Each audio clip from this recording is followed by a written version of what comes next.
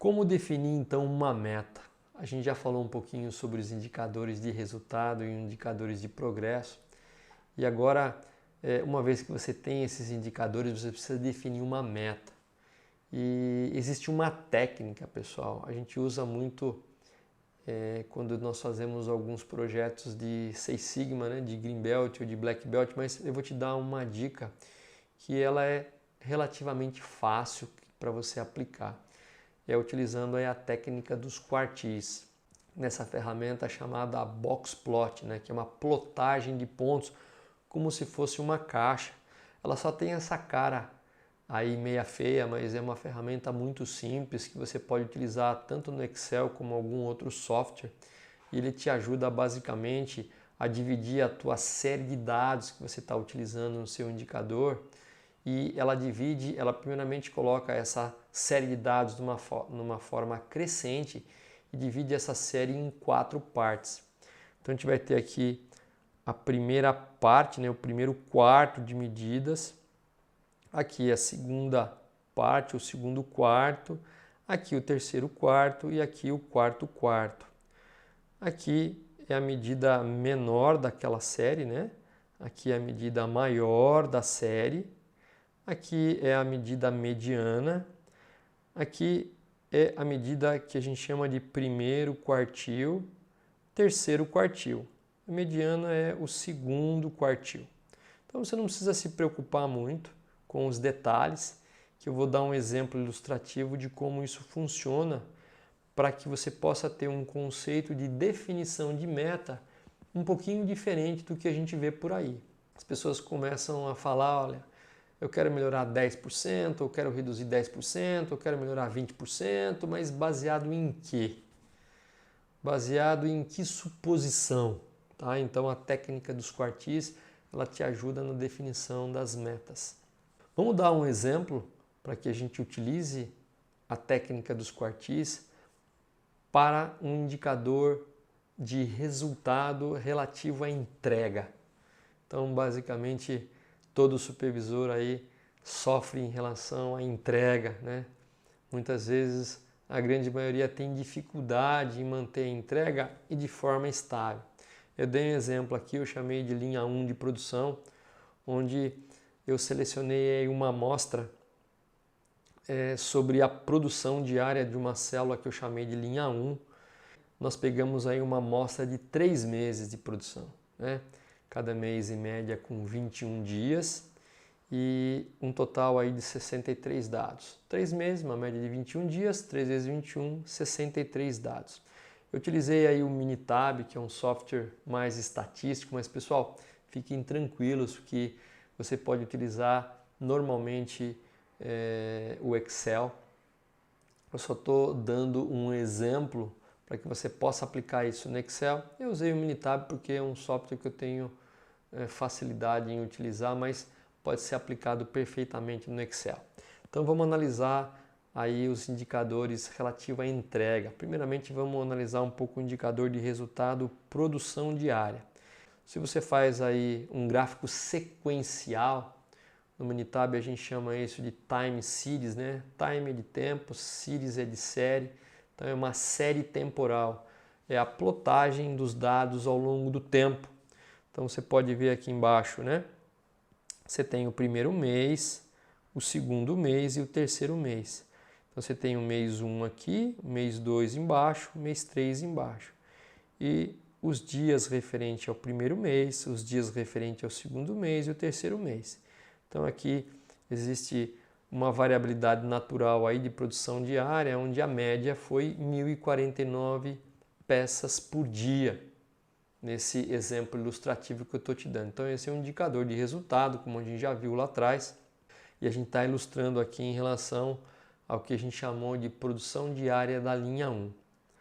Pessoal, quando a gente pega esses dados que eu acabei de mostrar para você, esses 63 dados, e faz uma análise de Boxplot, o próprio Excel, o próprio Minitab, ele coloca esses dados de uma forma crescente, do primeiro até o último, divide em 4 partes, e aqui a gente pode ver nessa série de 63 dados qual foi o valor da mínima produção, 648 peças dia.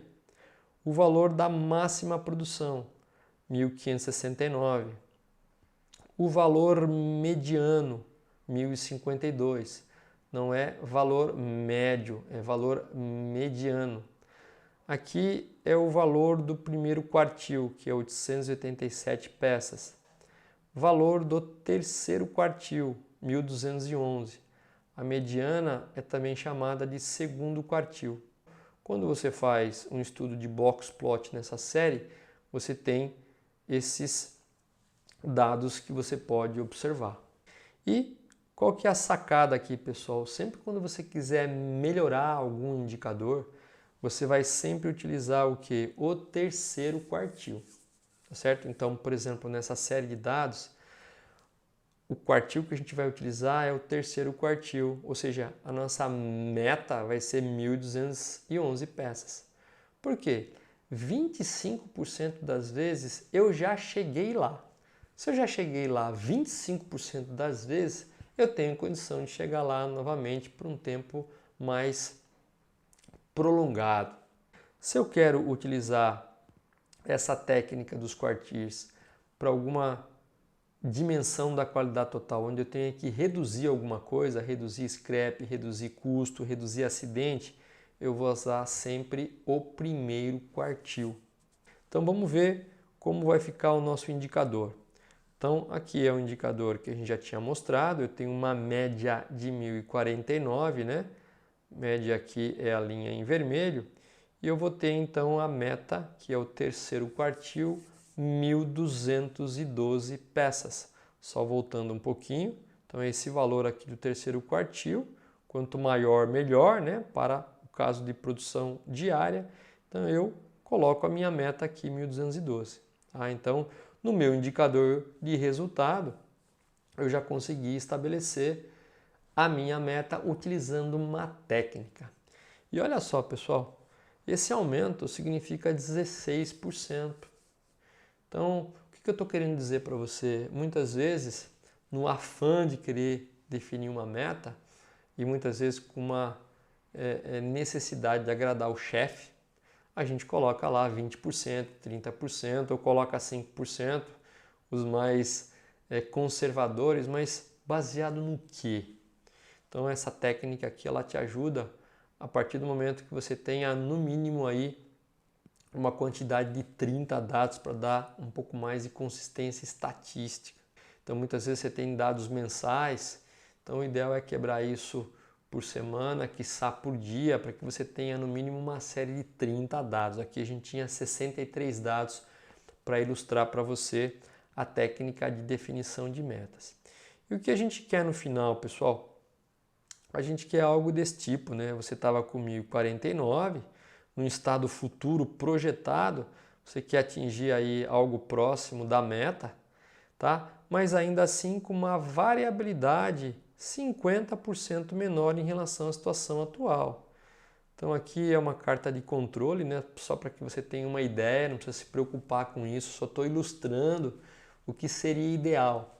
Você não só melhorar a sua média de 1.049 para 1.200, que é a tua meta, baseado lá no terceiro quartil, mas pelo menos reduzir aí por volta de 50% a variabilidade. Então você pode ver aqui a variabilidade que você tem entre esses dois limites de controle aqui nessa carta com a variabilidade futura.